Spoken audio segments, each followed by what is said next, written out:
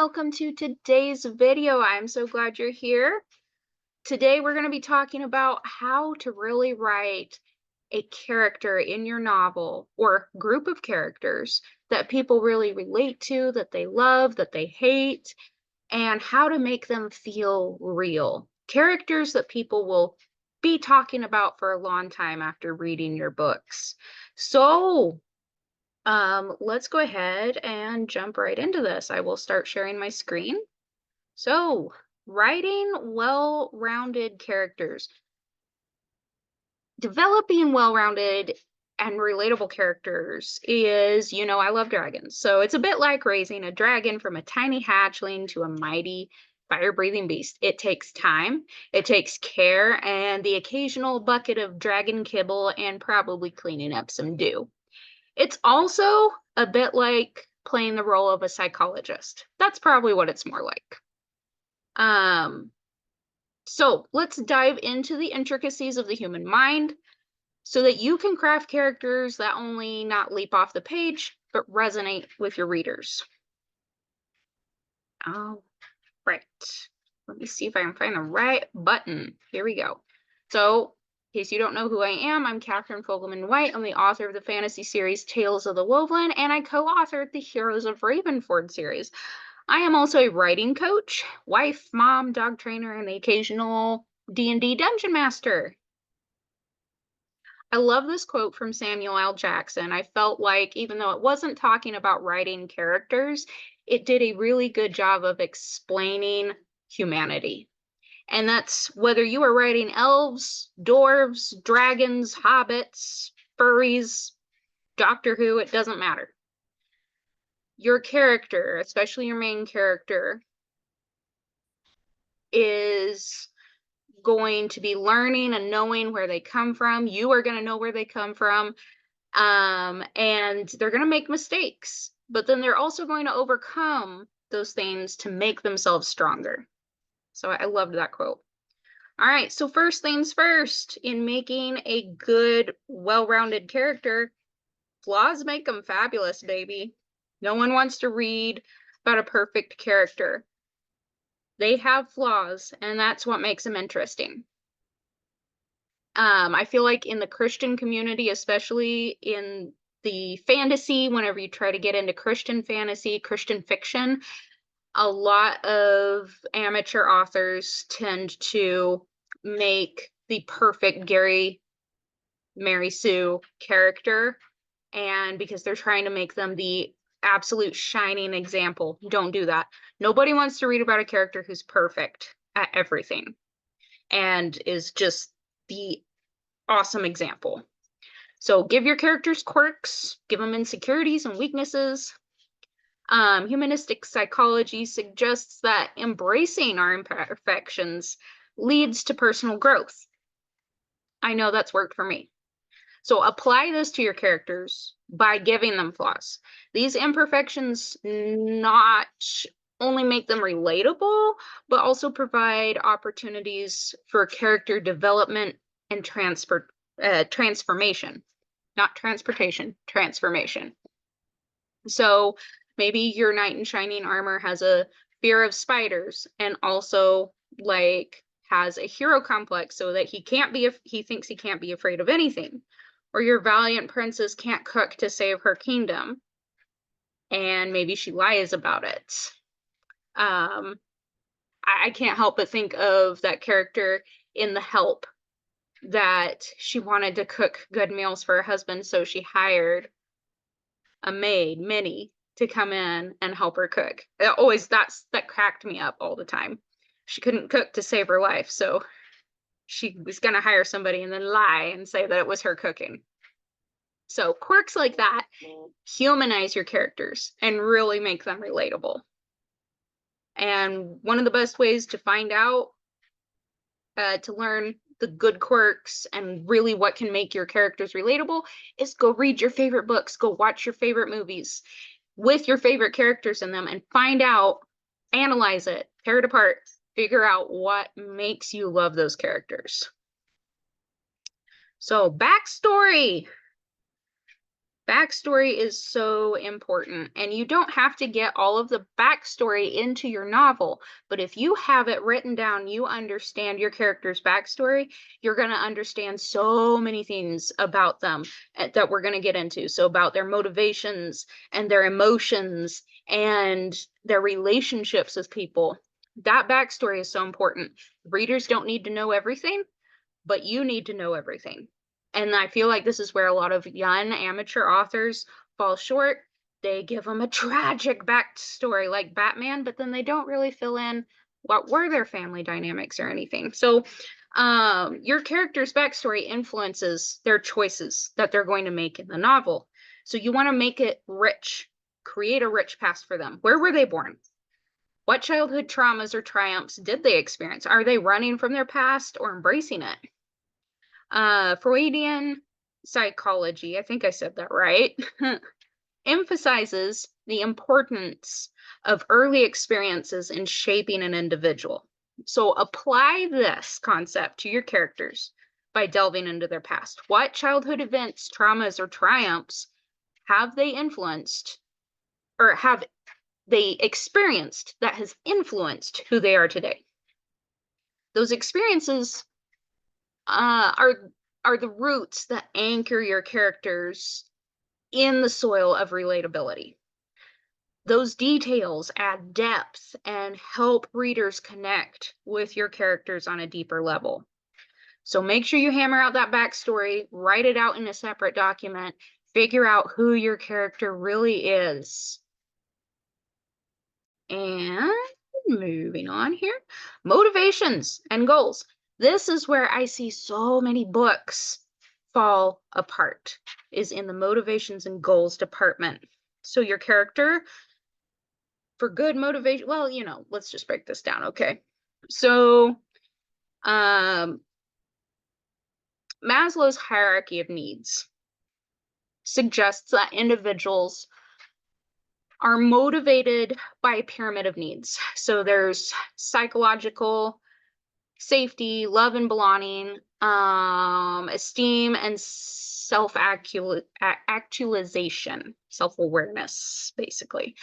Consider what needs drive your character. Are they seeking love, recognition, or a sense of belonging? Understanding their motivations adds depth to their actions and decisions. And again, you don't have to detail this in your novel. Detail it on a separate piece of paper.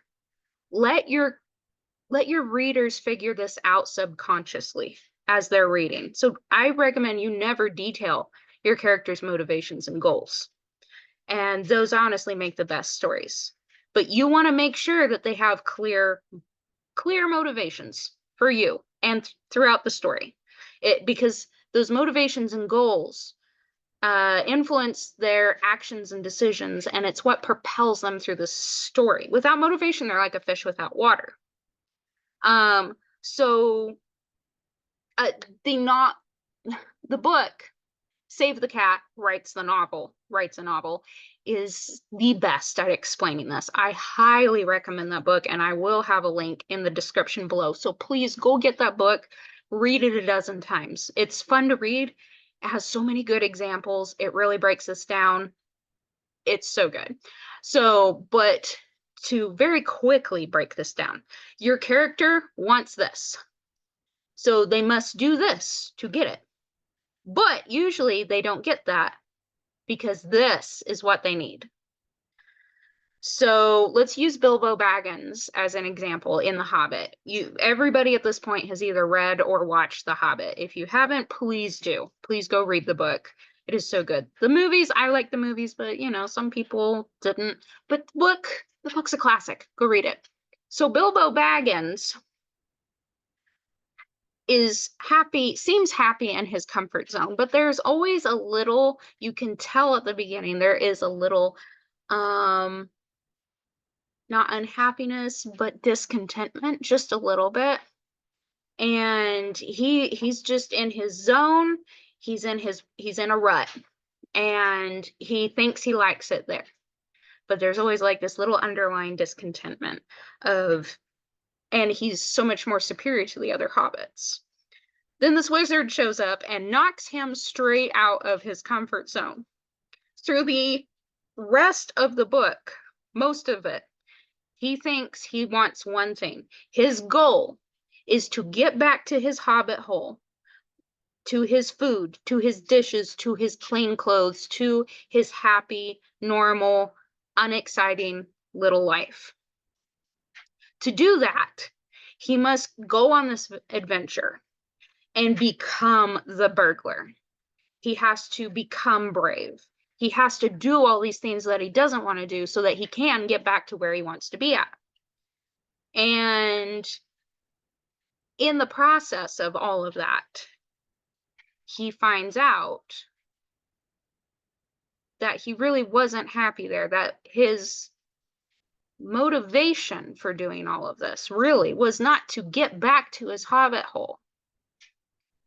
Part of it was to stay alive, was self-preservation, but then other parts of it were because his ever so slight discontentment in the back of his mind at the beginning of the story was really his need to be somebody, to be a unique individual, separate from the other hobbits, to have a story to tell, to make a mark on the world. And by the end of the book, he did. He did that. He made a mark on the world. He had made a name for himself, and he had a story to tell. And he did. He told it. So that is the best example of a character who has clear motivations and goals, but you only start to realize what his real needs are through the story as he realizes them. So, all right. Physical and emotional description. Again, keep this on a separate document. Write it down, sprinkle it in. So, dragons come in all shapes and sizes, and so should all the rest of your characters. You want to provide vivid descriptions, but remember that they're not like IKEA furniture instructions. So you want to include physical traits and emotional characteristics. Is your character tall, short, has a wild mane of hair, has thin hair, a wicked sense of humor, or ironic and cynical? Maybe they're small with eyes that could melt an iceberg. And maybe they have a tendency to collect rubber ducks. You also want to really get into their personality.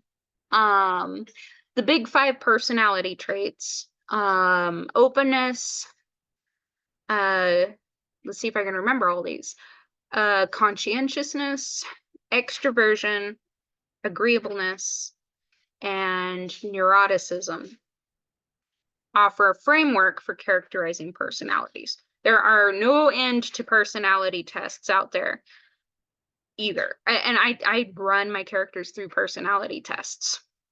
So consider where your characters fall on each spectrum on each test. Is your protagonist an introverted person? Are they a conscientious dreamer, or extroverted, agreeable thrill seeker? So in a separate document, write down how tall they are, what they look like, their hair color, their eye color, their skin tone, their face shape. Really study all of that and write that all down, and then include their emotional characteristics as well and their personality. And go ahead, go do a personality test for each of them. I did that, and it will just help you not only flesh them out, but then also as you are writing, you can sprinkle this in. I never recommend you info dump what they look like unless it is a center screen moment where the bomb has exploded and they're heroically walking through the smoke and you're centered in on them and giving a good overall description of them.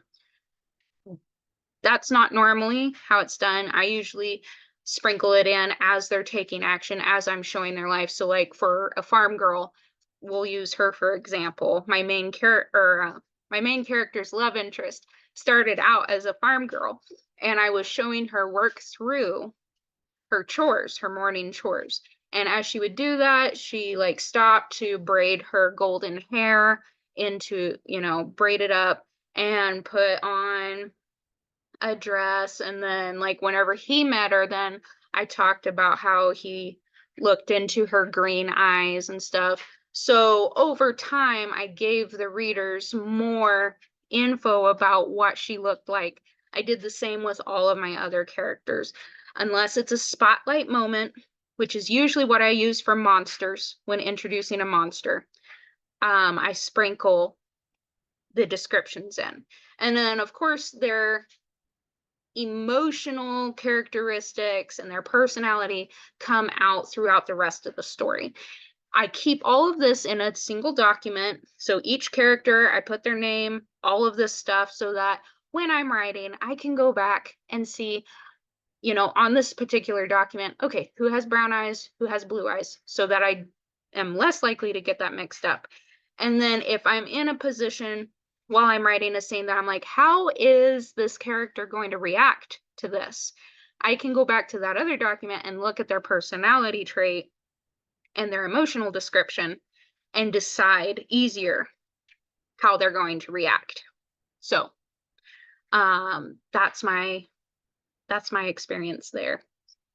All right, show don't tell. I talk about this a lot. If you've watched any of my other videos, you've heard me talk about this a lot. But this is where so many young writers tend to fall short of the mark. So instead of saying my character is brave, show their bravery through their actions. Have them charge into danger or face their fears. Bilbo Baggins, go back to him. He did not think he was a brave character.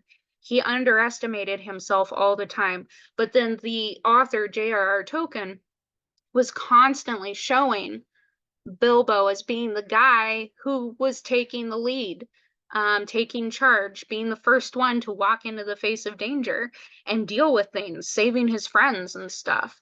So he showed what kind of a character he was. He showed that he was brave, that he was resilient, that he was loyal, all through his actions. He didn't tell the readers Bilbo was very brave.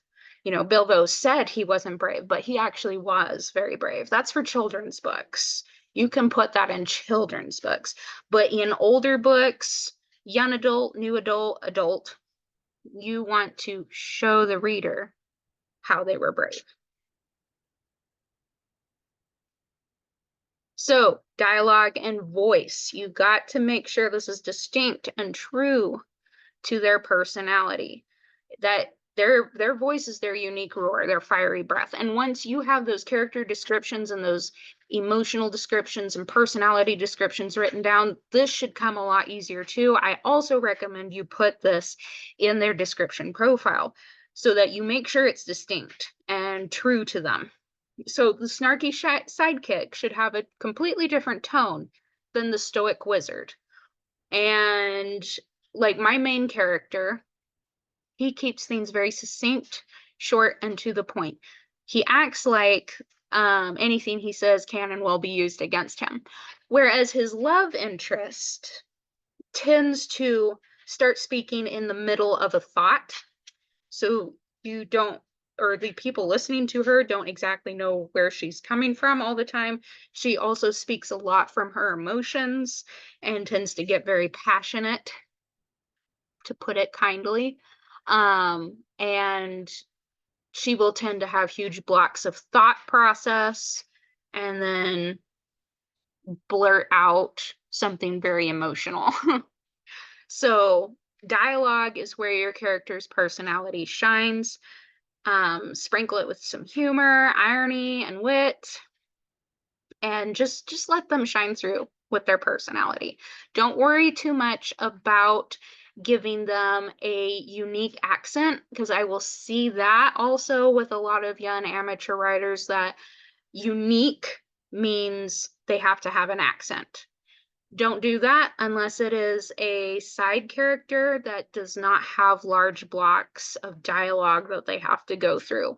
So I'm thinking like The Secret Garden. The maid in The Secret Garden was a side character that came in from time to time, had a very unique accent and dialogue that you had to learn along with the main character. That made that really fun, and but you didn't have to go through huge blocks of it, and it was not a main character. So avoid that with a main character, but make sure that you figure out who they are, how they speak, how they interact with people.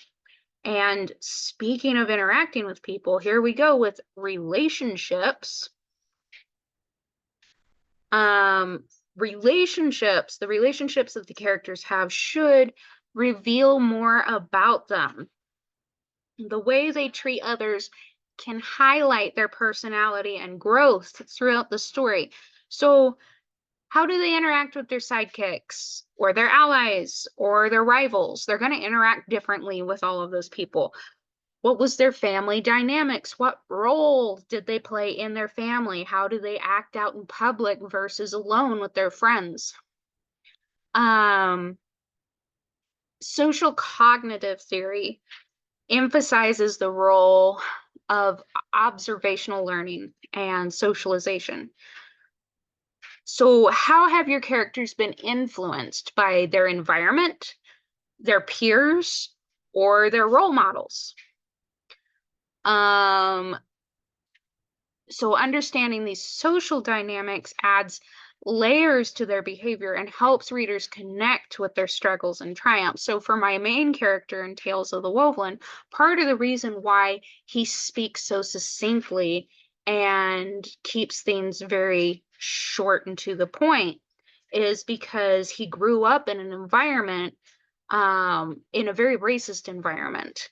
Everybody around him hated his tribe, hated his people, and he did learn that anything he said could and would be used against him. His peers also learned a lot of that or supported that, and so that shaped like that part of his behavior. And yeah, so there's a lot there to peel back on that onion. um Let me think. Social exchange theory um suggests that relationships involve a give and take dynamic. So apply that to your character interactions. How do your characters navigate relationships? What do they seek or offer in these exchanges? Are they a what kind of attachments do they have in their relationship? So are they avoidant attachment or are they anxious attachment? If you don't know what those are, definitely go look those up. That's a whole thing. It can explain a lot. In a narcissistic codependent relationship, you have the narcissist who takes and takes and takes, and the codependent who gives and gives and gives. So, developing these dynamic relationships mirrors real life connections that people are going to look at and really relate to. So those are super, super important to research and kind of get right and put in there with your characters. So, growth and change. This is crucial to your plot. So, like a dragon that grows from a hatchling to a mighty beast, your characters should grow and change over the course of the story. They might overcome their fears, learn from their mistakes, or face unexpected challenges. Readers love to see characters transform. Erickson's theory outlines stages of um, psychosocial, I think that's right, psychosocial development. So, applying this framework to your character's journey kind of looks like what are they grappling with identity, intimacy, or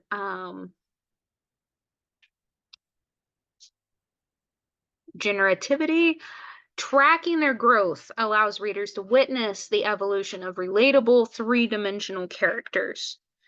So breaking this down, just follow my little chart here. So in the beginning of the story, who are they at the beginning of the story? What do they want out of life? We've already talked about like Bilbo Baggins. He just wanted to sit and smoke and enjoy his little hobbit life. And then what is their goal? What happens to force them out of their comfort zone? What is their goal that they must reach to get back to the beginning where they want to be at? That's like their goal. Or what happens that makes them want to change how the beginning of the book was? Maybe they didn't like their situation at the beginning of the book. So what are they doing to change all of that and to not go back there? What setbacks do they encounter? What brings them to their lowest point? What forces them to realize what their real problem is, what their need is, their deepest need? And then in the end of the book, how are they different now that they know more about themselves after the journey they've taken? How are they different at the end of the book from who they were at the beginning of the book? And so much of that will help you with driving that plot forward too. So, what is their really, you want to detail their internal conflict. Characters should have internal conflict. Their internal struggles add depth to their personalities. Are they torn between duty and desire? Do they have a secret they're afraid to reveal, even to themselves? That internal conflict creates tension and intrigue. Much of it will come from their relationships in the past, so that's why it's important to detail relationships and their backstory. Psychoanalysis introduces defense mechanisms as ways individuals cope with stress and anxiety. So definitely infuse that into your characters. Coping mechanisms are like a great internal struggle, or show a lot of their internal struggle. So again, back to that show don't tell. So maybe they have a lot of denial, or they project onto other people. They have a lot of projection, or they have dark humor, or just shrug things off with humor. Those behaviors add authenticity and relatability to their responses to challenges. So, super important to have that internal conflict so that they can experience that growth and change. And again, showing that internal conflict, not telling. All right. Keep it real. Characters should feel real.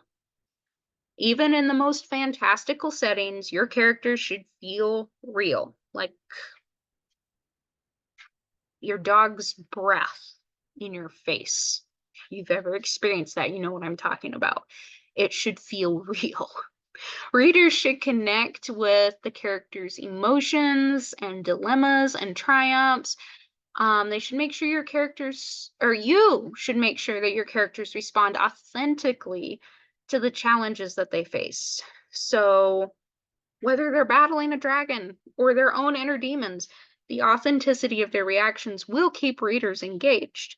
And by really delving into their psychology, can you keep it real?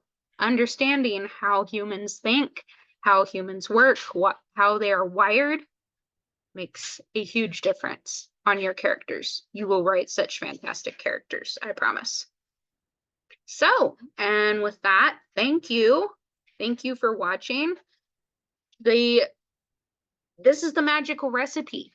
It's not really magic, but for developing well-rounded and relatable characters.